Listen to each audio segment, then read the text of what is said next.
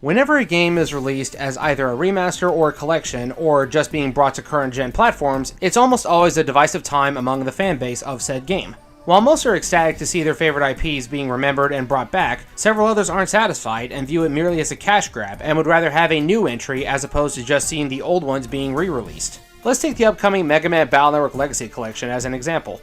A sizable number of fans aren't impressed with the announcements, even with the new features that have been promised, not caring for online multiplayer or the art gallery, and would rather just emulate the game so that they don't have to pay for games they already own.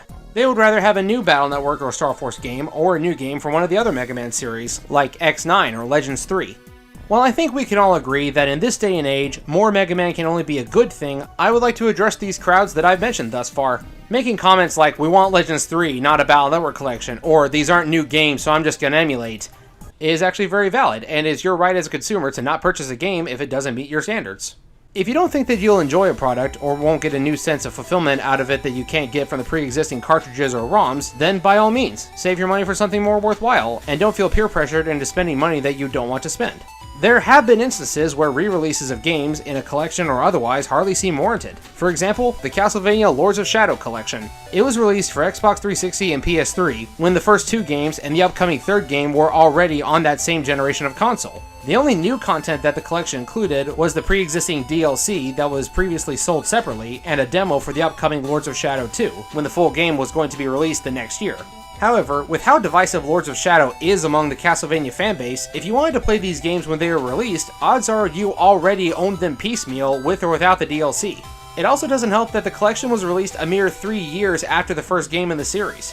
Don't get the wrong idea though. People purchasing the upcoming Mega Man Battle Network Legacy Collection and other games is still very important. As the old saying goes, money talks. While we all see and acknowledge that the Mega Man IP is art and has a very passionate team behind it, especially for Battle Network, Star Force, and Legends, in the grand scheme of things, to the publisher, Capcom, it is a product, a piece of merchandise to be sold for profit. To the companies releasing these games, the numbers are what matter. How much is this going to sell, and how much money is it going to make for the company? It costs a lot of money to produce a new game, and while theoretically making a collection of games and selling it is cheaper, unless it's a complete rebuild or remaster, the startup money for new games needs to come from somewhere. Many of us have already forgotten that the sales of the Legacy collections in the past have led to new Mega Man games in the following years. The sales of the Classic LC got us Mega Man 11. The sales of the X-LC led to X-Dive, which, even if you don't play gacha games, it's still something to keep the IP in public consciousness, and I have no doubt that if the Battle Network collection sells well enough, then we are more than likely to see a lot of good come from it. It might be a new game in the series, or a new anime, or a new manga centered around the EXE portion of the IP. Or maybe it'll lead to the release of the Star Force Legacy Collection, or Legends Legacy Collection, or maybe, eventually, Legends 3. On the flip side of that, if the game undersells, this does affect the future releases. I've heard that the poor sales of the Zero ZX collection on Xbox specifically are what led to the decision to currently not offer the BN LC for Xbox. I'm sure this could change in the future, but at the moment it's only promised for Switch, PS4, and PC. Making a prediction right now, the PS4 is going to be the one that sells the least out of the 3 current platforms it's being released on, because the game was originally a handheld title and we want to recapture that old feeling, and, well, in terms of modding and preservation, Steam and PC are the best go-to places for current games. But the release of the Legacy Collection has a large ripple effect outside the gaming sphere as well. We've been getting several new model kits and figures from the EXE IP, and the anime is finally being re-released, even if only temporarily, on the official Capcom and Mega Man YouTube and Twitch channels. Hey, archivists, do us a favor and hop on preserving those episodes, please. Even if this itself doesn't mean much now, it could have positive ramifications for the preservation of the anime. If the episodes get enough views, or more likely, if the collection sells well enough, then we actually may see a full re-release on a contemporary streaming service, or maybe the series will finally have a Blu-ray release. Better yet, we may actually be able to get the Japanese version fully subtitled and released in one way or another, so that the rest of the series can be experienced by the Western audience. I have no proof that Capcom is planning this, but the Ruby Spears Mega Man cartoon has had a few re-releases, and the episodes on YouTube have an ad for the Legacy Collection that plays during the commercial breaks. So it would make sense that the release date of the anime could be tied to the Legacy Collection's profits. But I think the most important aspect of the upcoming collection is the online multiplayer. More than just bringing our childhood dreams to life and having true net battles on legitimate hardware, it helps to expand the community. That is the most important part of any fandom. The people. The fans who share their love for any given IP and form friendships or rivalries based on them.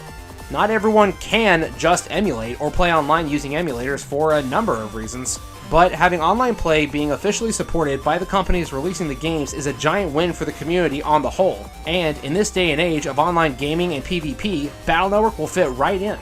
So in short, even if the Legacy Collection isn't a lot new in terms of gaming content, it's still an important milestone in the history of the Blue Bomber. We as a collective fanbase have been waiting for over 15 years for this, and while that's not as long of a wait as the one for Legends 3 or even Star Force 4, given how fickle Capcom's treatment of Mega Man seems to be in the past decade, with their once flagship character being given the all or nothing treatment in terms of content, we are ecstatic for this.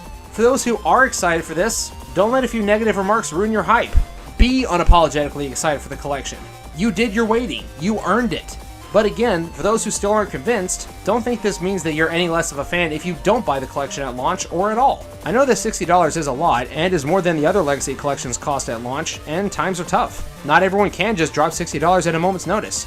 Again, it's your right as a consumer to not spend your money if a product doesn't meet your standards. But that said, please be respectful of those of us who are excited. While I do wish that every fan would buy the collection so that we can all play together, more than anything I want unity among the fan base. I don't like seeing naysayers being condescending to some fans who are buying multiple copies of the game to inflate sales, and I also don't like seeing fans who are purchasing the game shaming those who don't want to. There doesn't need to be discord among us as fans during such a great time for our favorite IP. Rather than bickering with each other, we should all just be rejoicing that there's still new content being made and that the future could be brighter than we thought. The only Discord there needs to be are Discord servers dedicated to chatting about our favorite games and organizing net battles. But what do you think? With the anime now on YouTube, do you think that it will get a full re-release later? Are you planning to get the BNLC at launch, or wait till the price drops, or are you even getting it at all? If you are getting it at launch, what systems are you buying it for? Leave your thoughts in the comments below.